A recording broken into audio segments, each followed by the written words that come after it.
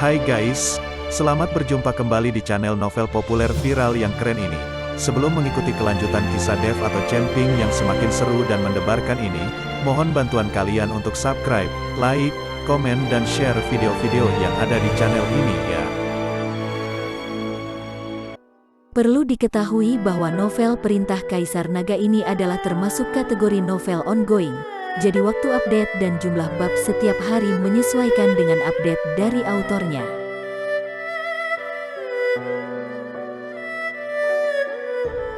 Perintah Kaisar Naga bab 3486, 3487, 3488. Oke, jangan berdebat lagi. Biarkan anak ini menyerahkan busur Raja Dewa padaku. Aku akan memegangnya di tanganku. Tidak perlu ada pertarungan lagi. Pada saat ini, Raja Iblis berwajah seribu berbicara. Setelah Raja Iblis berwajah seribu berbicara, Raja Singa dan yang lainnya saling memandang, tetapi tidak mengucapkan sepatah kata pun. Dev melihat keempat orang itu, yang jelas-jelas sedang menuju ke arah busur Raja Dewa. Dia hanya mengambil tindakan untuk menyelamatkan dirinya sendiri, dan itu juga untuk busur Raja Dewa. Nak, berikan aku busur Raja Dewa. Karena kamu memiliki hubungan dengan Baikian, kami dapat melindungi keselamatanmu, Raja Iblis berwajah seribu berkata kepada Dev. Ki Pejia di samping sedikit mengernyit, tapi dia tidak berani mengatakan apapun saat ini. Ki Pejia hanya bisa berdoa diam-diam di dalam hatinya, berdoa agar Dev tidak bersedia menyerahkan busur Raja Dewa, dan kemudian membiarkan mereka bertarung. Saat itu, dia bisa duduk di gunung dan menyaksikan pertarungan antara Raja Binatang Monster itu, dan bahkan mungkin mendapat manfaat darinya. Dev memandang keempat orang yang sedang mengamatinya, dan kemudian ke Raja Iblis berwajah seribu yang pasti akan mengambilnya. Dia memegang erat busur Raja Dewa di kedua tangannya dan berkata, busur Raja Dewa ini adalah milikku, mengapa aku harus memberikannya padamu? Raja Iblis berwajah seribu tercengang, dia tidak pernah menyangka bahwa Dev, seorang kultivator muda di alam kesengsaraan tingkat pertama, berani berbicara seperti ini di depan mereka berempat. Nak, apakah kamu ingin mati? Serahkan busur Raja Dewa dan kamu bisa hidup. Apakah kamu bahkan rela mempertaruhkan nyawamu demi busur Raja Dewa ini? Raja Singa bertanya pada Dev dengan sangat bingung. Busur Raja Dewa memang sangat kuat dan merupakan senjata ajaib, tetapi jika kamu tidak memiliki nyawa, untuk apa kamu mempertahankan senjata ajaib itu? Percaya atau tidak, aku akan menembakmu sampai mati. Jika kamu mati, busur Raja Dewa ini juga akan menjadi milik kita. Raja Macan Tutul menunggu dengan matanya untuk menakuti Dev. Hanya Raja Kera yang tidak berkata apa-apa karena hanya dialah yang mengetahui bahwa Dev adalah tuannya Helena. Tapi Helena dan Ratu Rubah tidak ada di sini sekarang, jadi tidak perlu takut. Jika kamu memiliki kemampuan, datang dan ambil sendiri. Kamu ingin aku memberimu busur Raja Dewa, tapi tidak mungkin. Aku akan menghancurkan busur Raja Dewa, jadi aku tidak bisa memberikannya kepadamu. Bahkan jika aku memberikannya kepadamu, apakah kamu akan menggunakannya? Bisakah kamu menariknya? Dev mencengkeram busur Raja Dewa dengan erat dan berkata, anak tengil, kamu mencari kematian. Raja Singa dan Raja Macan Tutul sangat marah pada saat yang sama, dan aura alam kesengsaraan tingkat ketujuh yang menakutkan menyelimuti Dev. Setelah bertarung dengan Ki Pejia untuk waktu yang lama, Dev sudah sangat lemah. Sekarang dia ditekan oleh Raja Singa dan Raja Macan Tutul pada saat yang sama, tubuh Dev tidak dapat menahannya. Terlihat Dev membungkukkan tubuhnya dan berlutut dengan satu lutut, langsung membuat lubang yang dalam ke tanah. Raja Iblis berwajah seribu memiliki wajah yang dingin, dia tidak menyangka bahwa Dev akan berselisih dengan mereka demi busur Dewa Raja. Melihat adegan ini, Ki Pejia diam-diam menghela nafas lega karena Dev sendiri yang mencari kematian, dia tidak perlu melakukan apapun lagi. Meskipun Ki Pejia tidak bisa mendapatkan busur Raja Dewa, Ki Pejia senang ketika Dev meninggal. Adapun busur Raja Dewa, Ki Pejia pasti mendapatkannya. Setelah meninggalkan medan perang para dewa dan iblis, dia bisa terus berlatih di gua menelan iblis. Dia percaya bahwa tidak akan butuh waktu lama sebelum dia dapat dengan mudah menghadapi Raja Singa dan yang lainnya, dan pada saat itu, busur Raja Dewa tidak akan ada di ujung jarinya. Sekarang Ki Pejia tinggal menunggu Dev dibunuh agar dia bisa pergi dengan tenang. Saat ini, Dev berlutut dengan satu kaki dan mengertakkan gigi. Dev tahu bahwa dia bukan tandingan keempat orang ini, dan dia juga tahu bahwa selama dia dipukul oleh pihak lain, dia akan dibunuh. Namun, tidak ada rasa takut di mata Dev. Raja Iblis berwajah seribu memandang Dev dan melihat bahwa Dev memiliki temperamen keras kepala seperti keledai, jadi dia mengulurkan tangannya dan menepuk Dev. Kamu tidak terlalu kuat dan memiliki temperamen yang buruk. Kamu akan menderita kerugian. Apakah layak mempertaruhkan nyawamu demi busur Raja Dewa? Raja Iblis berwajah seribu ingin membunuh Dev. Raja Iblis berwajah seribu, jika kamu berani membunuh laki-lakiku, tidakkah kamu menganggapku serius? Baikian datang dengan suara marah, dan aura di tubuhnya meledak hingga ekstrim. Raja Iblis berwajah seribu mengerutkan kening dan mundur dengan cepat. Bahkan Raja Singa dan Raja Macan Tutul mundur ke kedua sisi. Tekanan pada Dev menghilang seketika. Ratu Rubah, apakah kamu gila, hanya untuk membela pria kecil ini? Aku ingin tahu apakah kamu tertarik dengan busur Raja Dewa di tangannya dan ingin menjadikannya milikmu? Kau tak pernah memberitahu kami sama sekali, kau pasti ingin mengambil busur Raja Dewa untuk dirimu sendiri. Raja Singa dan Raja Macan Tutul berteriak dengan marah pada Baikian. Raja Iblis berwajah seribu juga berkata dengan wajah muram, Ratu Rubah, kamu bertindak terlalu jauh. Kamu ingin memonopoli busur Raja Dewa ini. Apakah kamu menganggap kami serius? Baikian juga sedikit bingung saat ini, dia mengikuti Dev hanya demi garis keturunan Dev dan untuk membuat garis keturunannya lebih mulia. Apa alasan busur Raja Dewa? Orang-orang ini hanyalah pemfitnah, tapi sebelum Baikian bisa berkata apa-apa, Helena datang terlambat, wajahnya penuh amarah.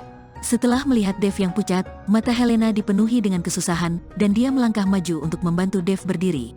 Tuan, apakah kamu baik-baik saja? Helena bertanya. Tidak apa-apa, Dev menggelengkan kepalanya. Melihat Dev baik-baik saja, Helena memandang keempat Raja Singa dengan semacam keagungan dari atasan. Merasakan mata Helena, keempat Raja Singa itu justru mulai menghindar, tidak berani menatap langsung ke arah Helena. Ini seperti tikus bertemu kucing, meskipun Helena hanya berada di ranah komposit sekarang, dan dibandingkan dengan mereka, ranahnya jauh berbeda, namun keempat orang ini tidak berani meremehkannya sama sekali. Kalian ingin membunuh tuanku? Helena bertanya dengan dingin. Tak satu pun dari empat orang itu yang berani berbicara, dan Raja Kera terus bersembunyi di belakang yang lain. Monyet, Helena berteriak. Raja Kera sangat ketakutan hingga seluruh tubuhnya gemetar. Bibi, aku tidak melakukan apa-apa, aku tidak bergerak, aku tidak mengatakan apa-apa. Raja Kera bersikap bersih karena dialah satu-satunya yang tahu tentang hubungan antara Helena dan Dev. Ketika Raja Singa dan yang lainnya mendengar perkataan Raja Kera, mereka langsung menatap Raja Kera dengan marah. Pantas saja Raja Kera tidak berbuat atau berkata apa-apa barusan, ternyata dia sudah mengetahui hubungan Dev dengan Helena. Jangan berpikir kamu bisa menindasku sekarang karena wilayahku telah diturunkan dan levelku rendah. Jangan lupakan kemampuanmu. Siapa yang menginspirasimu? Jika bukan karena aku, kalian pasti tidak menjadi di antara 3 penguasa dan 4 raja, dan tidak mendapat tempat di dunia dewa dan manusia. Helena memarahi Raja Singa dan yang lainnya seperti orang dewasa yang memarahi anak kecil, tetapi tidak ada yang berani berbicara. Dev tidak bisa menahan diri untuk tidak berkata-kata ketika melihat pemandangan ini, dia juga tidak menyangka bahwa Helena begitu kuat di surga dan dunia manusia sebelumnya. Jika dia dapat menemukan kesempatan untuk memulihkan kekuatan Helena, maka Dev mungkin akan bisa berjalan menyamping di dunia surga dan umat manusia. Ki Pejia, yang tidak jauh dari sana, melihat Helena mendekat dan hatinya tiba-tiba menjadi dingin. Dia juga tidak menyangka Helena akan mengenal Dev, dan Dev sebenarnya adalah tuannya Helena. Jika ini terjadi, Raja Singa dan yang lainnya mungkin tidak berani mengambil tindakan terhadap Dev. Helena, kami benar-benar tidak tahu. Aku tidak menginginkan busur Raja Dewa lagi. Lagi pula aku tidak bisa menariknya. Raja Iblis berwajah seribu adalah yang paling sombong dan segera mendekati Helena untuk meminta maaf. Alasan mengapa mereka mencapai apa yang mereka miliki sekarang adalah karena pencerahan dari Helena. Meskipun mereka hanya suku binatang tidak bisa tanpa hati nurani. Aku tidak menginginkannya lagi, tidak ada gunanya bagiku. Raja Macan Tutul juga buru-buru menyatakan pendiriannya. Hanya mata Raja Singa yang penuh keengganan, dan dia menatap kosong ke arah busur Raja Dewa di tangan Dev. Tapi sekarang dia tidak menginginkan semuanya, dia sendiri mungkin tidak bisa mendapatkan busur Raja Dewa sama sekali. Raja Singa, kulihat kamu masih sedikit tidak yakin dan kamu masih ingin bertarung dengan tuanku kan? Helena mengerutkan kening, memandang Raja Singa dan bertanya, Tidak, aku tidak menginginkan busur Raja Dewa lagi. Jika bukan karena kamu saat itu, aku khawatir aku akan mati di mulut Raja Singa tua. Bagaimana aku bisa mencapainya apa yang kumiliki hari ini? Raja Singa dengan cepat menggelengkan kepalanya dan berkata, Bibi, sebenarnya kami baru saja menyelamatkan tuanmu. Orang itu ingin membunuhnya, jadi kami membantu tuanmu menghentikannya. Raja Kera menunjuk ke arah Ki Pejia dan berkata, Ya, orang ini ingin membunuh tuanmu, kami di sini untuk membantu. Raja Macan Tutul juga berkata dengan cepat. Faktanya, mereka tidak memberitahu Helena bahwa Ki Pejia ingin membunuh Dev. Sekarang Raja Singa dan yang lainnya ada di sini, Helena tidak lagi takut dengan baju besi itu, jadi dia mendengus dingin dan berkata, Kamu ingin membunuh tuanku, saya pikir kamu bosan hidup. Berikan padaku. Sebelum Helena selesai berbicara, Ki Pejia melambaikan telapak tangannya, dan kabut hitam langsung menyelimuti tubuhnya. Saat kabut hitam menghilang, sosok Ki Pejia sudah lama menghilang. Menghadapi 5 kultivator tingkat 7 di alam kesengsaraan, ditambah Dev, Tidak peduli betapa bodohnya Kipejia, dia tidak akan mengambil tindakan terhadap Dev. Sial, kamu bisa lari cepat. Helena mengutuk, Bibi, kami harus mencari di tempat lain untuk melihat apakah ada harta karun. Ayo pergi dulu. Raja Kera mengikuti burung Phoenix api dan berbalik dan lari. Ketika yang lain melihat ini, mereka juga melarikan diri, takut Helena akan marah dan menamparkan mereka berdua. Setelah Raja Singa dan yang lainnya pergi, Dev dan yang lainnya tidak berani tinggal terlalu lama dan segera pergi. Mereka takut Kipejia akan kembali. Tapi setelah Dev dan yang lainnya pergi, dua sosok muncul. Leluhur, apa yang harus kita lakukan? Ning Kaichen bertanya pada Zeke Ning. Ada banyak orang dari keluarga Ning, dan sekarang hanya mereka berdua yang tersisa, dan mereka belum menemukan harta karun apapun. Ini benar-benar kehilangan pasukan dan kehilangan jenderal, dan tidak ada yang mereka dapatkan. Pada akhirnya saya mendapatkan sihir abadi, tetapi Dev memintanya kembali. Ayo kita kejar Kipejia, aku optimis dengan orang ini. Zeke Ning akan mengejar Kipejia. Leluhur, dia adalah seorang kultivator iblis kami. Ning Kaichen ingin mengatakan sesuatu, tetapi sebelum dia selesai berbicara, dia merasakan tatapan dingin Zeke Ning dan menelan kembali kata-katanya. Zeke Ning membawa Ning Kaichen untuk menemukan Kipejia. Sekarang Dev tidak lagi mempercayai keluarga Ning, dan Dev sepertinya meragukan identitasnya, sehingga Zeke Ning tidak bisa lagi dekat dengan Dev dan hanya bisa menemukan cara untuk menghubungi orang lain. Kipejia sekarang adalah mitra terbaik yang ditemukan Zeke Ning. Bagaimanapun, Kipejia adalah seorang kultivator biasa. Bahkan jika Kipejia kuat, dia tetap ingin memiliki kekuatannya sendiri. Selain itu, Kipejia dulunya memiliki level yang sangat rendah dan sering diintimidasi. Namun, dia tiba-tiba mendapat kesempatan dan kekuatannya meningkat pesat. Meskipun orang seperti ini sangat kuat, dia tidak punya otak dan mudah dikalahkan. Menipu, dan yang terpenting adalah Kipejia memiliki dendam terhadap Dev dan selalu ingin membunuh Dev.